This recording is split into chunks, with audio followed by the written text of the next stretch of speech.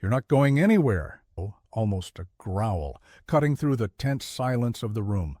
Helen froze, her hand on the doorknob, her heart hammering against her ribs. I saw the way he looks at you. Do you think I'm blind? She turned pale in the dim lamplight. I don't know what you're talking about. Her voice a mirror. He took a step forward, his smile twisted and dangerous. Oh, yes, you do. And you're going to pay for it.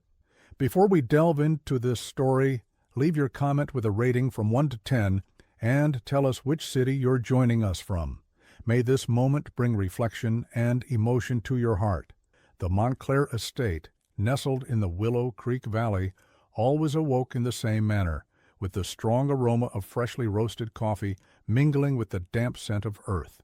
But on that particular morning, what dominated the air of the main house was the sharp tang of vinegar. The housemaids hurried through the dark wooden corridors, cleaning the remnants of the previous night's banquet. Baron Alistair Montclair favored order, silence, a routine that nothing and no one dared to break. And it was in this silence that whispers flourished, poisonous and swift like weeds. The day's topic of conversation was about Mr. Arthur's daughter, the estate manager. The girl, as flirtatious as they come, had received a direct and unequivocal invitation from the Baron to become his protégée. Her refusal, the sharpest tongues whispered, had soured the master's mood for days. Since then, a respectful fear had hung over all the women of the estate. All of them would raise their eyes to the Baron just long enough to show submission, and then lower them to the polished floor, as if the shine of the wood were safer than the cutting green of his eyes. All odd save one. Helen moved through the estate like a shadow. She had arrived a few months prior, coming from a small town that poverty had swallowed whole. She carried with her only a bundle of clothes and a whispered piece of advice from her late mother. Beauty, for a poor woman, is certain misfortune. And Helen, whose features held a serene, almost painful beauty, took the advice to heart. She hid her thick, honey-streaked brown hair under a worn vest that lent her a masculine air. Her face was always covered by a thick scarf tied in a way that left only her eyes visible, eyes that she stubbornly kept cast down. Her hands, naturally slender and delicate, were always smudged with charcoal or dirt, and she forced a hunched, awkward posture that made her appear older and plain. Her sole objective was to become invisible, especially to the eyes of the owner of those lands, the feared Baron Alistair. He was a man who, at 42, seemed to carry the weight of the world. Widowed for 7 long years, he had transformed his grief into an armor of coldness. He walked through the house like an elegant ghost, always impeccably dressed, his gaze lost in some memory no one dared to inquire about. His presence imposed a heavy silence, an order that bordered on melancholy. That night, the kitchen was stifling. The heat from the wood-burning stove made the air heavy, and the scent of beef stew mingled with the fine rain beginning to fall outside. Helen was focused, seated on a wooden stool, mending the collar of one of the Baron's linen shirts. The needle rose and fell in her fingers with a precision that belied the rest of her unkempt appearance. Her world in that instant was confined to the white fabric, the thread, and the rhythmic sound of her work. Because of this, she didn't hear his approaching footsteps, muffled by the creaking floorboards. His grave, measured voice made her jump, the needle pricking her finger. A tiny drop of red blood welled up and stained the immaculate linen. "You're not from here?" It wasn't a question, it was an affirmation. Helen felt a chill run down her spine. She squeezed her injured finger, trying to staunch the blood and the panic.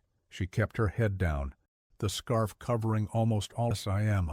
I came from the lower part of the," she replied, her voice more tremulous than she would have liked. Alistair remained standing, his tall, imposing silhouette outlined against the yellowish light of the lantern. He watched her for an instant that seemed like an eternity. "No?" he repeated, his voice even lower. "Your gestures are not those of someone born in the foothills. The way you hold that needle, it's not that of a farmhand." Helen swallowed hard. Her heart beat wildly, a furious drum within her chest. Who was this man who seemed to see through her disguise? Had he recognized her from somewhere, from some other life before this one, or was it merely an intuition sharpened by loneliness? She didn't respond, hoping her silence would be interpreted as submission or stupidity. He didn't press the matter. He simply turned and left the kitchen as silently as, leaving behind only the subtle scent of tobacco, and a Helen with her heart pounding, staring at the small bloodstain on the Baron's shirt as if it were proof of a crime. The days that followed were marked by a subtle tension, almost imperceptible to most, but glaring to Helen. Baron Allister, who previously seemed to float through the main house without noticing the furniture or the people, now seemed to have a new point of interest. His eyes, once empty and distant, now followed her. It wasn't a gaze of desire like those she so feared and strove to avoid. It was something different, more complex. It was a look of curiosity, like someone trying to assemble a puzzle with pieces that didn't quite fit. He observed her when she swept the courtyard, noting the way she handled the broom with contained delicacy, almost as if dancing with the task. He watched her in the kitchen with a speed and precision that contradicted her supposedly rough hands. He saw the dissonance between the figure she projected and the small details that escaped through the cracks of her disguise. For Helen, each of these glances like a tiny needle piercing her armor. She redoubled her efforts. She hunched more, dirtied her hands further, spoke with a heavy accent that wasn't her own, all to push him away, to make herself uninteresting. But it seemed that the more she tried to hide, the more he saw her. One afternoon, the sky opened up in a fierce summer rain, the kind that washes the soul and leaves the world smelling of wet earth. As soon as the rain stopped, the sun reappeared, tinging the horizon with an intense gold. Helen was sent near the corral to gather some herbs that Mrs. Higgins, the housekeeper, would use for tea. She knelt in the damp soil, her calico dress clinging to her legs, and began to carefully select lemon balm leaves. She was so absorbed in the task that she didn't notice the Baron's figure standing at a distance, observing the scene. He had gone out to assess the rain's damage, and his path had led him there. A stronger gust of wind blew from the open field and, in a swift movement, carried away the scarf that covered Helen's head. The fabric flew for a few yards before landing softly in a muddy puddle. For an instant, which seemed suspended in time, she froze, and in that instant her disguise fell away. The golden light of dusk struck her face full on, revealing the delicate contour of her jaw, her straight nose, her full lips, and, most importantly, her hair. Free from the vest and scarf, a cascade of brown strands with honey highlights tumbled over her shoulders, shimmering under the sun. The beauty she had so strenuously tried to hide emerged with the force of lightning. Allister, who observed it all, felt an impact in his chest, a pang of something he hadn't felt in years. It was like seeing a ghost, not the ghost of his late wife, Beatrice, but the ghost of life itself, of the beauty he thought had been buried forever with her. Astonished, he averted his gaze, almost as if he had seen something forbidden. He turned his back and walked with long strides back to the main house, his heart beating in a strange way. But the image of Helen kneeling in the dirt, her hair loose in the wind, her face illuminated by the sun, remained etched in his mind with painful clarity. Helen, for her part, rushed to retrieve her scarf, panic seizing her. She tied it back around her head with trembling hands. Looking around to see if anyone had seen her, she saw no one. But from that day on she felt that the game had changed. She was no longer invisible. Someone had glimpsed her secret, and that someone was the only man she needed to hide from. The change in the Baron's behavior did not go unnoticed, especially by Mr. Arthur, the estate manager. A man of few virtues and much ambition, Arthur saw himself as the master's right-hand man, the guardian of order at Montclair Estate. Anyone who piqued Allister's interest, however slightly, was viewed by him as a threat, and the attention the Baron now dedicated to that awkward housemaid began to gnaw at him from within. He hadn't seen the scene by the corral, but he sensed in the air that something was different. The Baron, previously so reclusive, now seemed to seek pretexts of his study. He would ask for water, complain about a creaking window, or pass through the kitchen more frequently, and his eyes always found, as if by chance, Helen's hunched figure. Arthur began his campaign subtly, like someone sowing weeds among the wheat. "That new girl, Helen. She's very quiet, don't you think?" he commented to Mrs. Higgins one as she checked the shopping list. "Too quiet. Still waters run deep and can be dangerous." With the other housemaid, the poison was more direct. He insinuated that Helen's humility was feigned, a strategy to gain the master's trust and rise in position. "Why, to be careful with that one," he told Louise, "the most gossipy of the girls. Those sanctimonious types are the worst. They pretend they want nothing, but they're eyeing what belongs to others." Arthur's seed found fertile ground. Envy and fear, which already resided in the corners of the worker quarters and service corridor, began to flourish. Helen, who was previously merely ignored, became the target of small cruelties. Her sewing tools disappeared. A bucket of dirty water, accidentally, spilled in her path, and whispers followed her wherever she went. She felt the looks of disdain, the muffled giggles when she turned. The solitude, which was once a choice, was now a painful imposition. The breaking point came on a cold, gray morning. Helen went to the pantry, a damp, dark room at the back of the house, to retrieve her few pieces of clothing that were drying on the makeshift clothesline. Upon entering, her heart sank.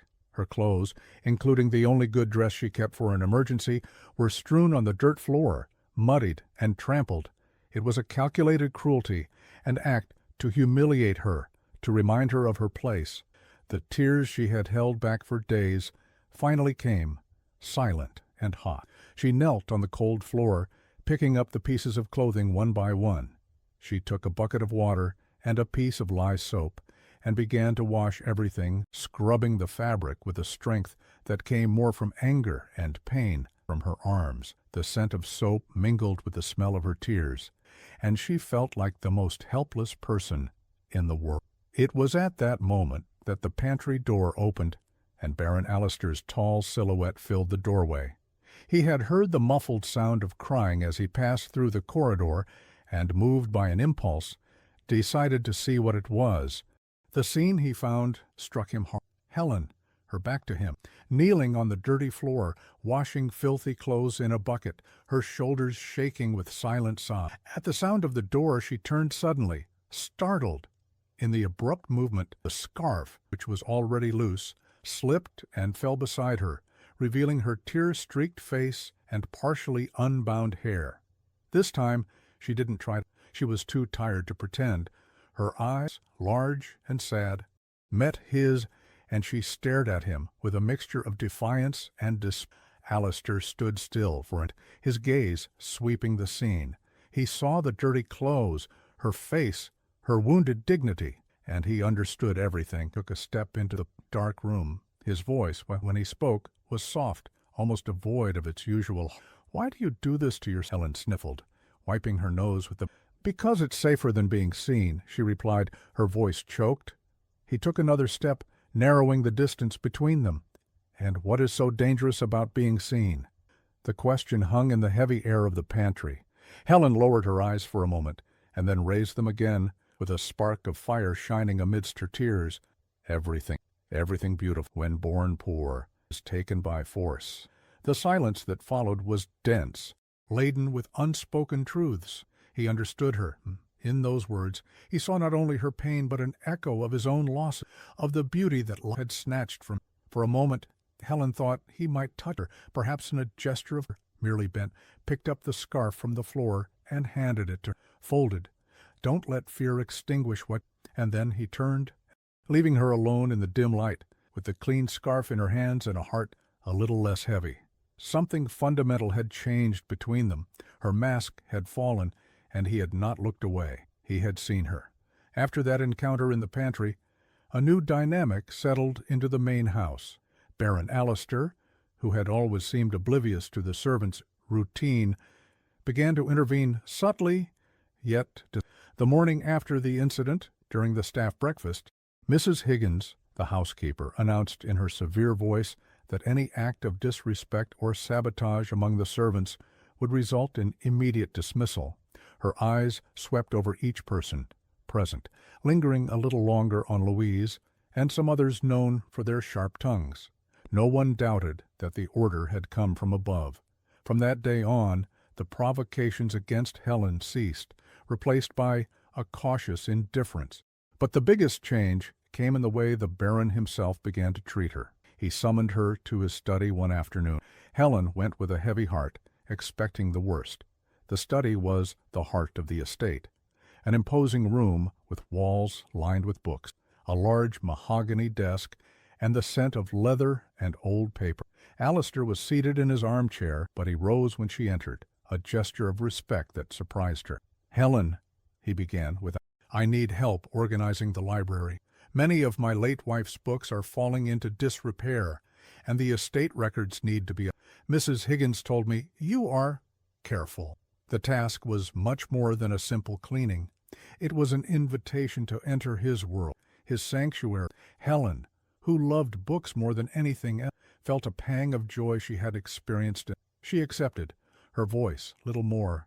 In the following days, the library became her refuge. She spent hours there, cleaning the leather spines, cataloging titles, smelling the yellowed pages. It was on one of these days that Alistair found her hunched over one of the estate's ledger books, her brow furrowed and he approached silently and looked over her. What he saw genuinely on the page, next to the almost illegible scribbles of the former manager, was a firm, elegant hand, almost drawn. "Did you write this?" he asked, pointing to the annotations. Helen started, closing the book with a jolt. "Forgive me, sir, I was just correcting the totals.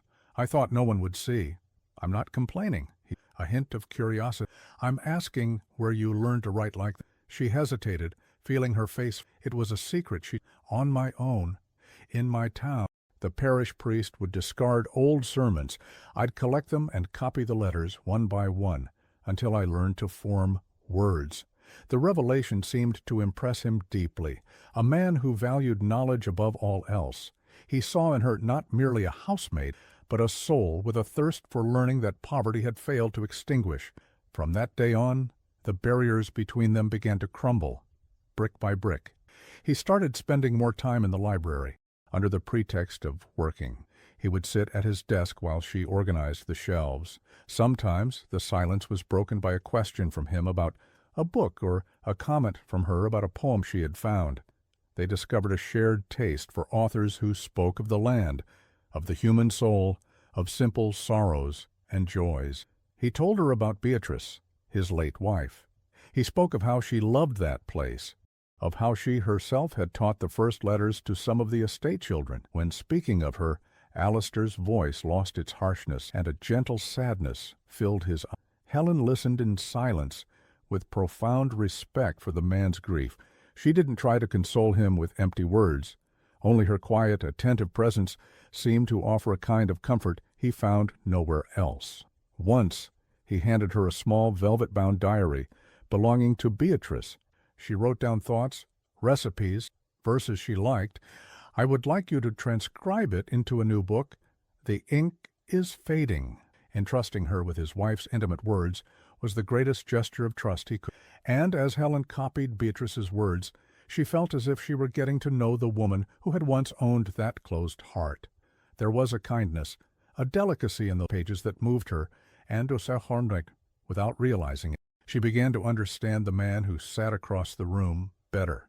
He wasn't just a cold, authoritarian baron. He was a man who had loved deeply and had been lost in the pain of loss. In that refuge of paper and silence, two solitary souls. He, in the silent strength she pretended not. She, in the vulnerability he tried so hard to hide. While a fragile and silent bridge was being built between Helen and the Baron in the library, Mr. Arthur's envy transformed into a cold, calculating hatred. Mrs. Higgins's order, clearly from the master, had humiliated him. He, who considered himself the absolute lord of the staff, had been overruled because of a nobody. Helen's new position, working directly in the study, was a final insult. She not only had the Baron's attention, but now had access to the ledger books, the documents, the administrative heart of the estate, a territory Arthur considered exclusively his own. The fear of being replaced, of losing his power and comfortable position, began to steal his sleep. He needed to act, and he needed to do so in a way that would destroy the trust the Baron placed in her, in a way that would stain her forever. His strategy would not be a direct attack, but a poison administered in slow, precise doses. He knew that Alistair, despite his apparent coldness, was a fair man and would not believe accusations without proof. Therefore, he needed to create the proof. His first move was in the account books.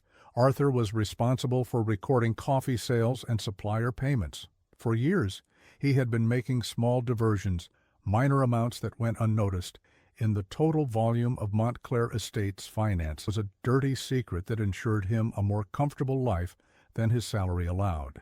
Now, he would use his own crimes to his advantage.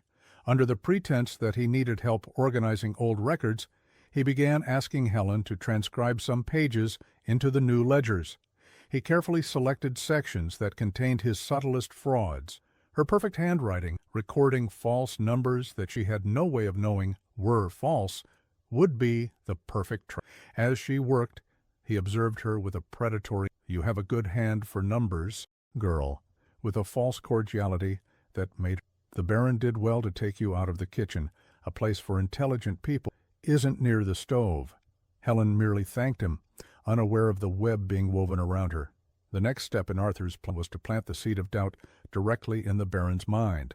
He waited for an hour, which came one evening when Alistair seemed more preoccupied than usual, reviewing the harvest accounts. Arthur entered the study, pretending to bring a report. "Baron, forgive my intrusion," he began with an air of false hesitation, "but I've noticed a few things. Some inconsistencies in the payment ledgers. Small, but added up. They make a difference." Alistair looked up from his papers, his brow furrowed. "Inconsistency? What kind of inconsistency?" "Well, sir, recent things. Since we started reorganizing the old books. Perhaps some error in transcribing the data. The girl, Helen, she's diligent, but she has no experience with accounting. She might have gotten confused," Arthur said, dispensing the poison casually, as if merely concerned for the estate's welfare. He didn't accuse her of theft, only of incompetence, of error. It was more credible. He knew that once the seed of suspicion was planted, it would grow on its own. Alistair said nothing, merely returned his gaze to his papers, but his expression grew darker. Arthur left the study with a satisfied smile on his lips. He knew the Baron, being the meticulous man he was, would investigate, and when he investigated, he would find the incorrect numbers, recorded in Helen's impeccable handwriting. The trap was set. All that remained was the final piece, the blow that would expose her not only as incompetent, but as a woman of questionable morals, an opportunist taking advantage of the master's loneliness. And he already knew exactly how he would do it. The darkness of night would be his ally. Night fell upon Montclair Estate with a heavy silence, a premonition of the storm brewing not only in the sky but within the walls of the main house. The last part of Arthur's plan depended on timing, audacity, and the innocence of his victim. He waited until the house was steeped in quietude, when most of the servants were asleep and the Baron, as usual, had retired to his upstairs chambers with a book and a glass of brandy. Shortly after midnight, he tapped softly on the door of the small room Helen occupied near the kitchen. Helen, who was almost falling asleep, got up startled. "Who is it?" she said, her voice. "It's me, Arthur," he whispered from the other side of the door. "Forgive the late hour, but it's an urgent matter. The Baron is asking me for some papers from the study, boss, but I can't find the key. He sent word for you to go to the main parlor to take a note to the accountant, who will be passing through here before dawn. It's about the harvest sale." The story was plausible. The accountant often traveled at dawn to take advantage of the empty road. Helen, despite the oddness of the hour, saw no reason to doubt him. Urgency in estate business.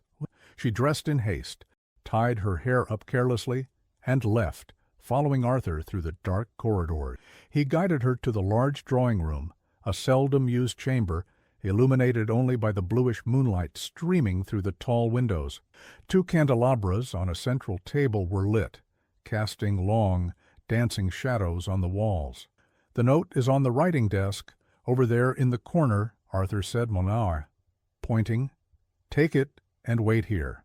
The Baron will be down shortly to give you further instructions." He then withdrew, closing the heavy door behind him, leaving Helen alone in the dim light. A chill ran. There was something odd about the entire situation. Why would the Baron send her to the drawing-room and not to the study? Why was Arthur so obliging? She went to the writing desk, but there was no note, only a blank sheet of paper. It was then that she heard the sound of a key turning in the lock from the outside. Her heart froze. She rushed to the door and tried to open it. Locked! Panic began to rise in her throat. Then she heard footsteps, not from the corridor, but from behind one of the heavy velvet curtains. Arthur's figure emerged from a victorious and cruel smile on his. "Did you really think the Baron wanted you here at this hour?" His voice laden with contempt. "He knows nothing of this. This is between you and me." Helen recoiled, her body trembling. "What do you want? Let me out." "I want you to confess," he advanced, cornering her again. "I want you to admit you're throwing yourself master, playing the innocent to get what you want. Do you think no one noticed? Do you think you'll take my place, the place of all of us? You're crazy." Her voice echoing in the empty parlor. "I would never—" "Never?" he interrupted, grabbing her arm tightly. "You spent hours locked in the library with him. He defends you, gives you tasks that aren't yours.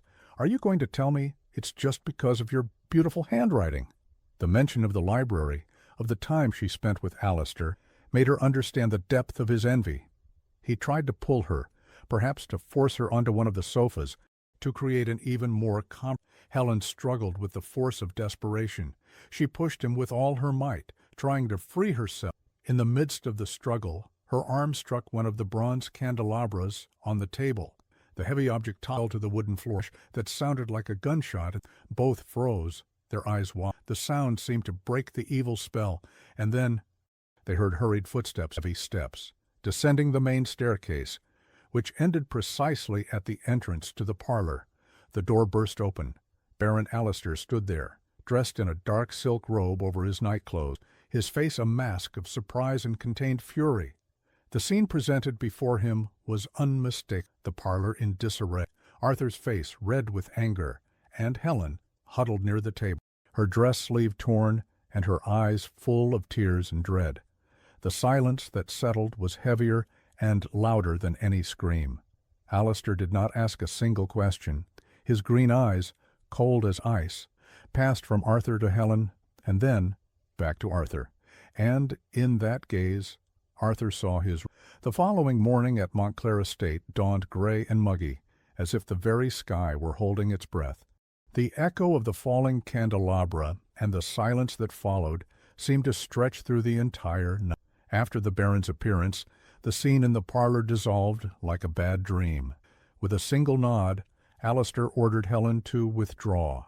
She obeyed, passing him like a ghost, not daring to raise her eyes, and locked herself in her room, where she spent the rest of the night crying, convinced that her life on the estate had come to an end. In the parlor, Alistair said not a word to Arthur. He merely stared at him with a contempt so profound it was almost palpable, before turning his back and ascending to his chambers once more. The absence of an angry outburst was more terrifying to the estate manager than any shout, or it was the cold calm of a sentence already decided. As soon as the sun rose, a message was delivered by a young stable-boy. The Baron demanded Mr. Arthur's immediate presence in his study. The manager donned his best suit, but even the starched clothes couldn't disguise his pale complexion and faintly trembling hands. He walked down the corridor he had so often traversed with firm steps of authority, but which now seemed like a condemned man's walk to the gallows. Alistair stood with his back to the door, observing the landscape through the window. He did not turn when Arthur entered. The silence stretched for a full minute. each second increasing the manager's agony. Finally, the Baron spoke, his voice low and controlled, without turning around. "How many years have you worked for my family, Arthur?" The question caught the manager by surprise. 22 years, Baron. Since your father's time? God rest his... 22 years, Alistair repeated, as if weighing the value of that. A lifetime of trust, of loyalty. Or so I thought. He finally turned, and his eyes fixed on Arthur's with an intensity that made him step back. "I entrusted you with the management of my lands, the well-being of my employees, and the security of my home, and you used that trust to satisfy your own pettiness, your sick envy." "Baron, I can explain." The girl, she's not who she seems to be." "Silence!" Alistair's voice cut the air like a whip. For the first time, his anger showed, cold and sharp. "You will not tarnish her name in front of me. I saw what there was to see. I saw your face, the fear in her eyes, and that is enough for me." Alistair walked to his desk and opened a drawer. He took out a wad of money and threw it onto the polished wood. "Here is your payment, more than you deserve. I want you to pack things and leave my property before noon. I do not wish to see your face at Blair Estate again. Your belongings will be sent to the town later." The finality in his voice was absolute. There was no room for appeals, for pleas. Arthur looked at the money, then at the Baron's impassive. The reality of his downfall hit him with the force of a punch. He had lost everything, his power, his respect, his livelihood. "And the books?" He tried a last desperate argument. "The accounts I said were wrong. You'll see." Alistair gave a humorless smile. "Yes, the accounts. I spent the rest of the night reviewing every single one, and, indeed, I found the errors that began long before Helen even knew what a ledger book was. Errors that always favored you, Arthur. Small discrepancies, over years. You are not just a coward who attacks a defenseless woman. You are a thief." The word thief sealed Arthur's fate. His face lost all color. He had nothing more to say. He picked up the money from the desk, bowed stiffly, and left the study without look. The news of the manager's sudden departure spread through the estate like wildfire. No one knew the detail, but everyone knew it had to do with the altercation the same people who had previously scorned Helen now looked at her with a mixture of fear and respect. In some way, brought down the most powerful man on the estate after the Baron himself. Power at Montclair Estate had changed hands, and everyone felt it. Helen, however, remained locked in her room, oblivious to it all, merely awaiting her own sentence. The day dragged on for Helen in a haze of anxiety and resignation. Every step in the corridor, every distant voice, seemed to announce her dismissal. She had already packed her bundle, her few clothes now clean and folded, her heart heavy with the prospect of having to leave again, of starting over from scratch. In the middle of the afternoon, as the sun began to lose its strength, Mrs. Higgins knocked on her door. The housekeeper, always stern-faced, looked her up and down, but there was something different in her gaze, perhaps a touch of compassion. "The Baron wishes to see you in the main parlor," voice neutral. This was it. The moment had arrived. With her heart in her mouth, Helen followed the housekeeper. She walked through the house she had known as a labyrinth of fear and toil, and entered the same parlor where her humiliation had occurred the night before. Today, however, daylight streamed through the windows, cleansing the shadows and revealing dust motes floating in the sunbeam. Baron Alistair awaited her, standing near the unlit fire. His expression was neither angry nor pitying. It was a serious, thoughtful expression, blending serenity with a certain gravity. He dismissed Mrs. Higgins with a nod, and the two were left alone. The silence was dense, but different from the terrifying silence of the previous night. Helen kept her chin raised, her hands clasped in front of her body to hide their trembling. She was ready to accept her with what dignity remained. "I cannot erase but I can choose to see what everyone, myself included, for too long refused to see." Helen swallowed, awaiting his continuation. "And what do you see, sir?" her voice coming out firmer than she expected. He looked her directly in the eyes, and for the first time she saw not the Baron, the master, but simply a man who seemed as weary of pretenses as she was. "I see a woman who, even wounded, even afraid, remained whole. A strength you tried and suppress. He walked to the table where Ardina the candelabra. On it there was a sheet. He picked it up and extended it toward Helen. It was a letter of recommendation, written in his own strong hand. In it, he attested to Helen's honesty, intelligence, and character. It would be enough for her to secure a good position in any other household, in any other town. Helen felt a lump in her throat. It was a gesture of kindness, of justice, but it was also a farewell. She took the paper, her fingertips brushing his for an instant. "Thank you, sir." Her voice choked. I will leave immediately." "No, that is not why I called you." He pointed to the bottom corner of the paper. There, below his signature, was something more, a formal invitation, sealed with the Montclair family crest. Helen looked up. Her heart pounded. "I don't understand."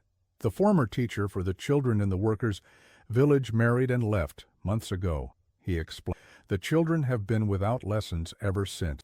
I remember what you told, that you learned to read and write on your own with the priest's sermons, and I thought—" He paused, as if choosing his words carefully. "I thought no one better than someone who learned on their own, with such strong will, could teach others to see the world through words. Teach, to be a teacher. It was a dream she hadn't even dared to entertain, a possibility for a life she thought was lost forever." The tears she had held back with such effort began to stream down her face, but this time they were not of pain or fear. They were of disbelief, of a gratitude so overwhelming it left her speechless. "Why?" she managed, looking at the man before her, trying to decipher the enigma in his eyes, took a small step forward, and an almost imperceptible smile touched his lips for the first time. "Because it's time to start righting the injustices on this estate, and because I believe the greatest wealth I can offer these people is not bread, but knowledge. And you, Helen, can help me with that." She looked at the invitation in her hands, then at him, and for the first time she smiled.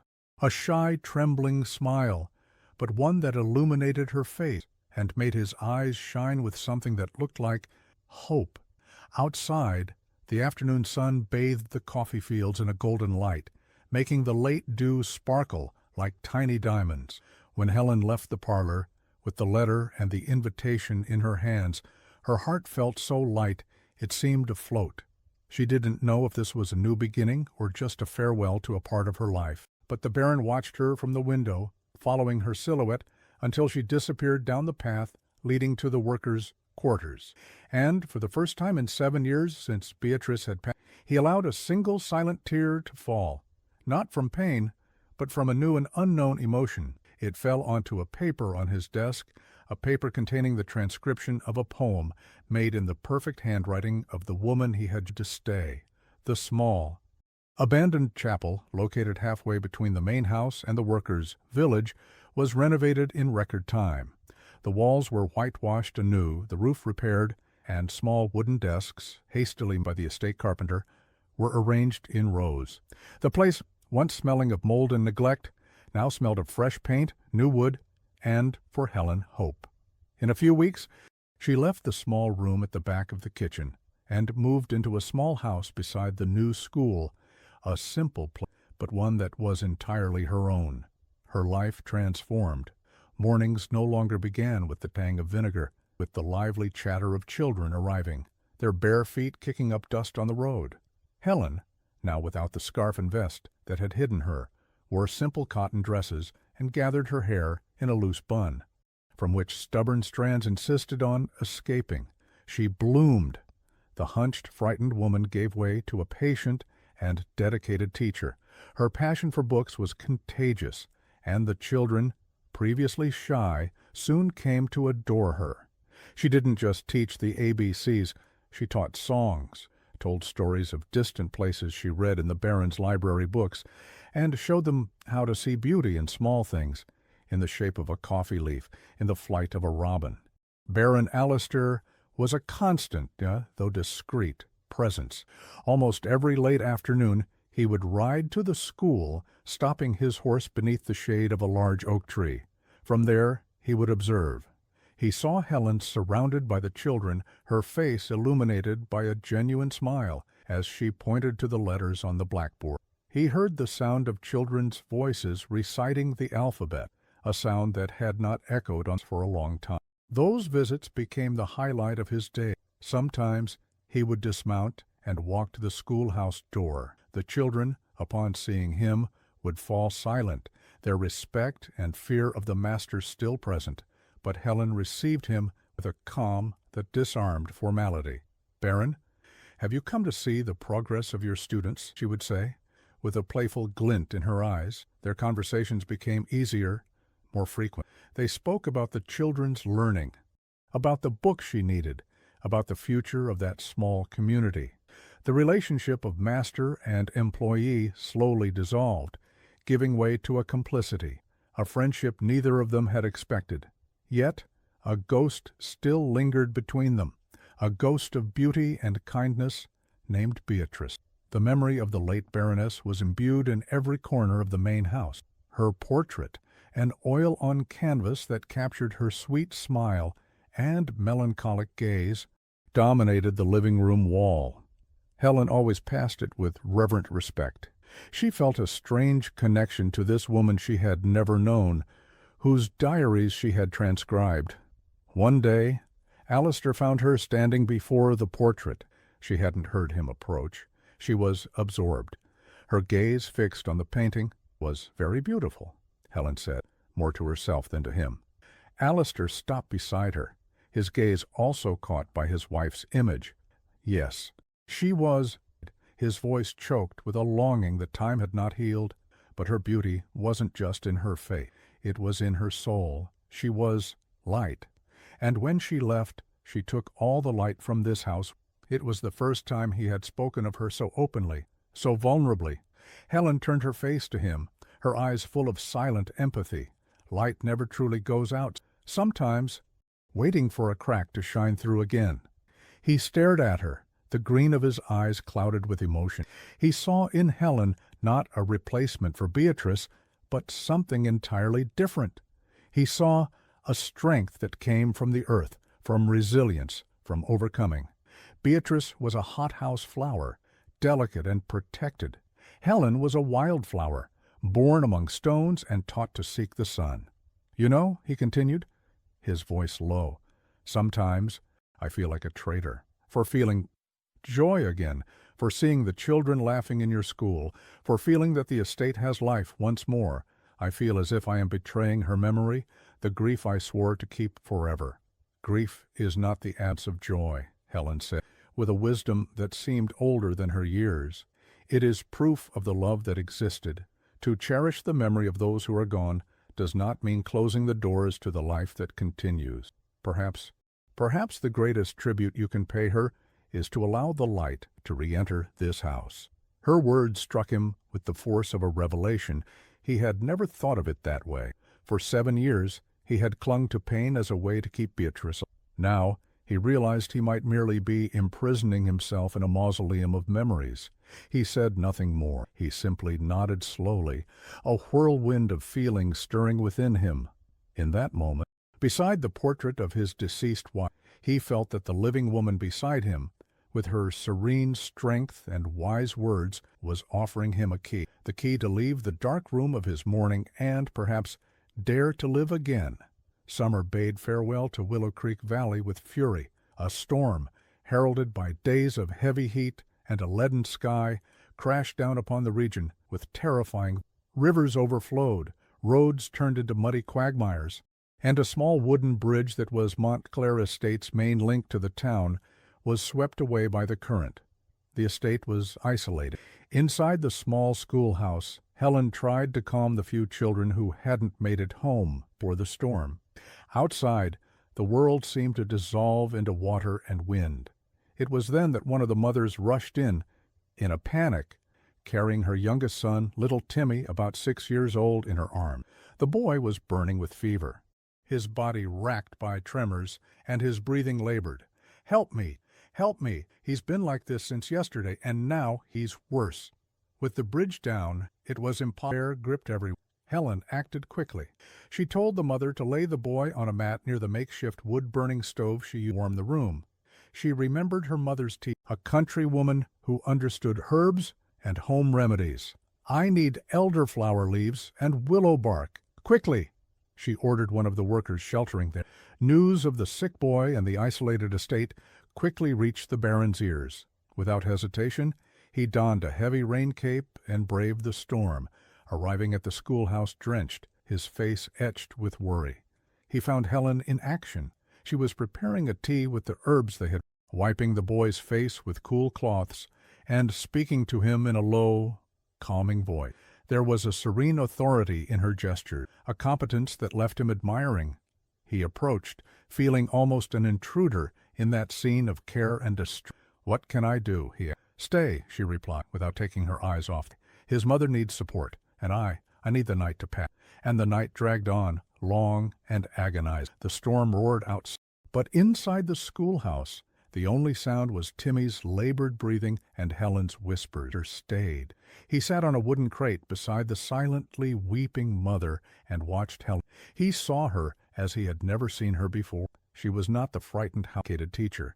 She was a woman in her fullness, strong, compassionate, fighting for a child's life with silent ferocity. Her face, illuminated by the flickering light of the lantern, was smudged with soot and marked by fatigue, but to him it had never seemed so. In the still hours of dawn, when exhaustion threatened to overcome her, he rose and brought her a mug of the herbal tea she herself had prepared. "Drink. You need to stay on your feet." Their eyes met over the steaming mug, and a deep understanding passed between them, a communication that needed no words. In that moment, in the presence of life's fragility, all social barriers, all past pains seemed insignificant. They were just a man and a woman, united by a common purpose, sharing a moment of fear and hope. Finally, as the first rays of a pale, rain-washed sun began to filter through the window cracks, Timmy's breathing calmed, the fever, stubborn and high, began to subside. The boy opened his eyes, drowsy, and asked for water. A collective sigh of relief filled the small schoolhouse. The mother, in tears, embraced Helen with a force that almost knocked her off her feet. "Now you saved my son, you saved my boy." Alistair, standing in the corner, watched the scene, his heart overflowing with an emotion he couldn't name. It was admiration, it was gratitude, something more. When the mother pulled away, he approached Helen. She was exhausted, her shoulders slumped, but in her eyes was the light of victory. He reached out, and without thinking, touched her face, wiping a smudge of soot from her. The touch was but charged with electricity. Helen did not recoil. She merely closed her eyes for an instant, surrendering to that gesture. "You," he began, his voice hoarse, "you are an extraordinary woman, Helen." She opened her eyes and met his gaze, and in that look he saw everything, the pain she had hidden, the strength she had denied, the beauty she had feared, and he finally understood. To love again was not to betray Beatrice. It was to honor the life that continued. It was to allow the light, as Helen had said, to re-enter. It was not about replacing one person with another, but about allowing his heart, so long dormant, to learn to beat again at a different rhythm. He did not kiss her. The moment called for more than that. He took her hand, the hand she once dirtied with charcoal and that had now saved a life, and held it firmly. "Stay." "Helen," his voice low of conviction, "stay, not as a teacher, not as an employee. Stay and help me bring the light back into this house, into my life." A tired yet luminous smile bloomed on Helen's lips. It was a yes to the future, to hope, to the love that was born there, between the ashes of grief and the strength of life, under the freshly washed sky of a morning of new beginnings. So, did you enjoy following Helen and Baron Alistair's journey? This story was crafted with great care, thinking of each of you who seeks emotion, a sigh, a moment of reflection. If you were moved, if you rooted for them, if your heart felt warm with this ending, then don't keep it to yourself. Leave your like below, which is our applause, and your comment telling me what touched you most. is what inspires me to continue. Have you subscribed to the channel yet? No. Then click that subscribe button and hit the bell icon, because there are many good stories coming your way, and I don't want you to miss any. A kiss to each of your hearts, and until next time.